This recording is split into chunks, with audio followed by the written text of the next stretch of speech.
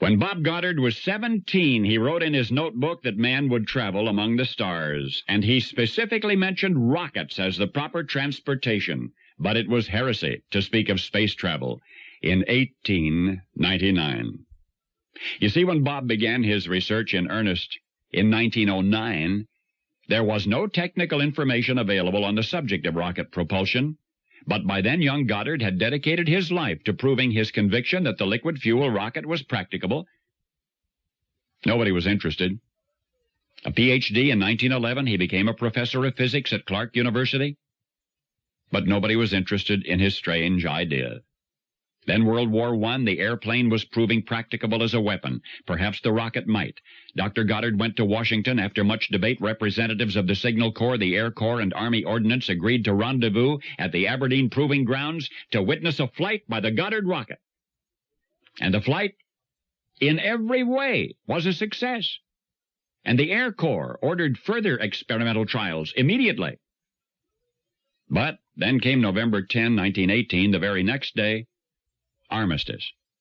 So the war ended, and so did everybody's interest in rockets for 20 years.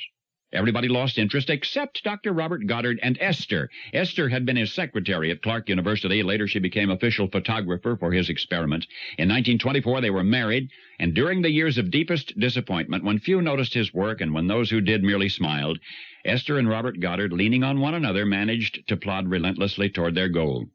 July 17, 1929, from a farm field in Auburn, Massachusetts, the Goddards prepared to launch a larger rocket than ever. With a mighty roar, the Goddard rocket took off into the heavens. It didn't quite reach that goal. In fact, it rose but 90 feet. The ruckus it created was considerable. A neighbor reported a plane had crashed, and fire engines raced from every direction toward the spot. Reporters hastened to the scene, and Goddard was arrested for disturbing the peace. And the newspapers laughed uproariously at the mad scientist's efforts to shoot a hole in the moon. And the state fire marshal ruled that Goddard must never again fire a rocket in the Commonwealth of Massachusetts. But this is the rest of the story. You see, in 1919, when he had successfully demonstrated his rocket out at Aberdeen, all of the facts and specifications were duly and officially noted by the Smithsonian Institution. In fact, the original Goddard rocket is there today at the Smithsonian.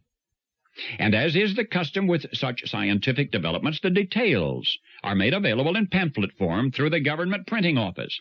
The rocket age, you have heard, was launched by the Germans with their V-1 and monstrous V-2. You heard that they pierced space for the first time. Well, that V-2 was built at Peenemünde, Germany.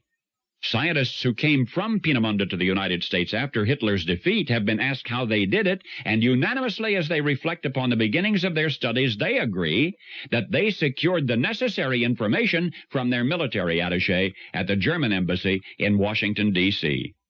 The Germans got the jump on the world in rocketry and almost did us in, using our generosity to build their super weapons, because the German embassy had purchased all of the details in 3 pamphlets from the Smithsonian for 15 cents. And now you know the rest of the story.